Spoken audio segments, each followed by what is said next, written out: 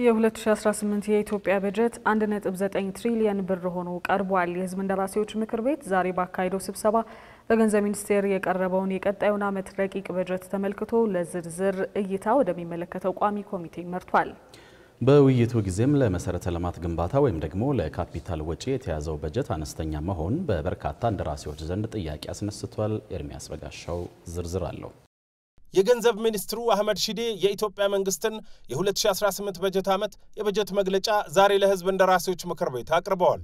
ሚኒስትሩ ባቀረቡት ረቂቅ በጀት ላይ እንደተቀመጠው የኢትዮጵያ የቀጣይ ዓመት በጀት 1.93 ትሪሊየን ብር ነው።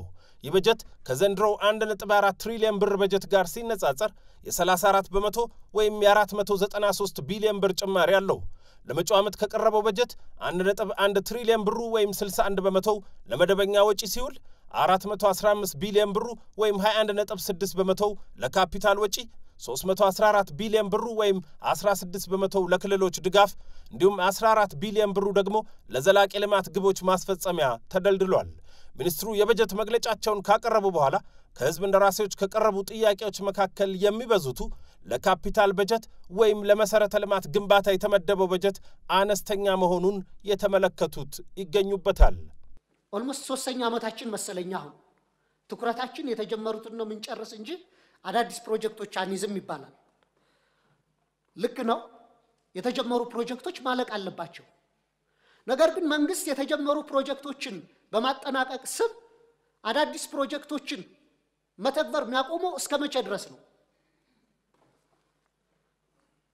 አዲስ መንገድ፣ አዲስ የፍጥነት መንገድ፣ አዲስ ሆስፒታል፣ አዲስ ግድብ፣ አዲስ ዩኒቨርሲቲ፣ አዲስ ባቡር፣ አዲስ ኮንዶሚኒየም ቤቶች፣ መኖሪያ የጋራ መኖሪያ ቤቶች መስራት ምን ጀምረው መቼ ነው? ለነዚህ በቂ በጀት ምን ጀምረውስ መቼ ነው?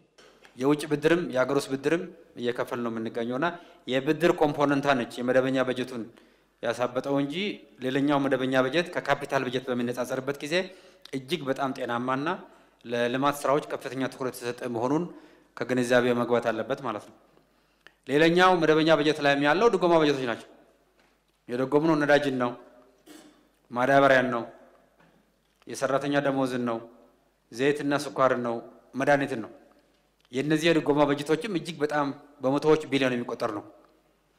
ይሄም በመደበኛ ስለሚያዝ መደበኛውን ያሳበጠ ያስመስለዋል።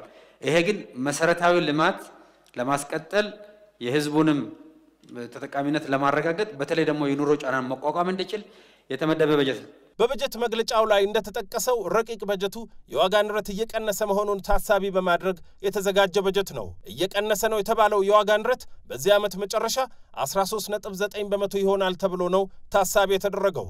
ጥያቄ ያነሱ የህዝብ እንደራሴዎች ግን እየቀነሰ ነው የሚለው አሃዛዊ መረጃ መሬት ላይ ካለው እውነታ ጋር አይጣጣምም ብለዋል። የዋጋ ንረትና ግሽበት እንደቀነሰ ተገልጿል። ነገር ግን ዜጎች በኑሮ ውድነት እየተቸገሩ ነው። በተለይ የኢትዮጵያ ስታቲስቲክስ አገልግሎት ያወጣው መረጃ በደንብ ቢታይ እነዚህ ቁጥሮች መሬት ላይ ማህበረሰቡ እየኖረው ካለው ኑሮ አንፃርና ከተጨባጩ አንፃር መለኪያው ምንድነው? ማህበረሰብ ውስጥ ነው ያለነው። እያንዳንዷ ነገር ከቀን ወደ ቀን ዋጋ እየጨመረ እንጂ እየቀነሰ ያለ ነገር አይታይም። የመቶ ብር የነበረ ዕቃ አሁን ከሪፎርሙ በኋላ 95 ነው እያልን አይደለም ያለነው። የኢንፍሌሽን የእድገት ሬቱ ነው የቀነሰው እና በዚህ ረገድ በየትኛውም የኢኮኖሚ መዘኛ የኢንፍሌሽን እድገት ሬቱ እየቀነሰ ነው የሚገኘው። የኢትዮጵያ ስታቲስቲክስ ኤጀንሲም ከፍተኛ አቅም ያለው የተመሰከረለትና ተአማኒ ነው መረጃው። ምንም በዛ ደረጃ የሚያጠራጥር ነገር የለውም። ይሄ ደግሞ የኢንፍሌሽን ፊገር አግሪጌት ፊገር ነው፣ አጠቃላይ ፊገር ነው።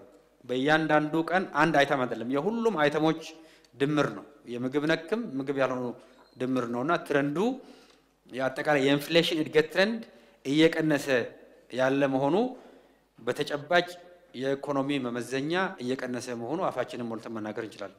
በበጀት መግለጫው ላይ የተቀመጠው ዝርዝር እንደሚያሳየው ከ2018 ረቂቅ በጀት አጠቃላይ ወጪ ውስጥ ትልቁን ድርሻ ወይም 29 ከመቶውን የያዘው የዕዳ ክፍያ ነው። እንደ ትምህርት፣ ግብርና፣ ጤናና መከላከያ የመሳሰሉት ደግሞ የበጀት ጭማሪ እንደተደረገላቸው ተመላክቷል። ይህ እንዳለ ሆኖ ግን ከበጀቱ ይበልጡን የተመደበው ለጸጥታና ደህንነት ተቋማት ነው በሚል ተከታዩ ጥያቄ ተነስቶ ምላሽ ተሰጥቶበታል። ለምሳሌ ለኢኮኖሚ ሴክተሮች፣ ለማህበራዊ ሴክተሮች የተመደቡ በጀቶች በጣም ትንሽ ናቸው ከጠቅላላ በጀቱ አንፃር ሲታይ። ለጸጥታ ዘርፍ የመደብናቸው በጀት ደግሞ በመቶ ቢሊዮኖች ነው። ለመከላከያ፣ ለደህንነት፣ ለፌደራል ፖሊስ ለእንደዚህ ሴኩሪታይዝድ የሆነ ስቴት አልሆነም ወይ? ይሄ ያን አያሳይም ወይ? የጸጥታ ሴክተር በጀት ብዙ አይደለም፣ የሚያስፈልገውም ልክ አይደለም የተመደበላቸው። ከልማት ፕሮጀክቶች በጀት ከተመደበው አንፃር ሲታይ በምንም ተአምር አይነጻጸርም፣ ዝቅተኛ ነው። ከአመት አመት ጭማራቸው በጣም ዝቅተኛ ነው። ምንም እዚህ በምን መልኩ እንደተነሳም አይገባኝም። በጣም ዝቅተኛ ነው። የቋሚ ኮሚቴው በዝርዝር ያወራል። እንደውም ኢትዮጵያ ለጸጥታ ሴክተር የምታወጣው በጀት ከሌሎች አገሮች ጋር በሚታይበት ጊዜ እጅግ በጣም ዝቅተኛ ነው። ከጂዲፒ በሚታይበት ጊዜ፣ ከአጠቃላይ በጀቱን በሚታይበት ጊዜ ማለት ነው።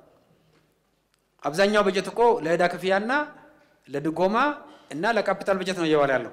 የኢትዮጵያ መንግስት ለ2018 ካቀረበው የ1.9 ትሪሊዮን ብር ረቂቅ በጀት 1.5 ትሪሊዮን ብር የሚሆነውን ከሀገር ውስጥ ገቢና ከውጭ ድጋፍ ለመሸፈን አቅዷል።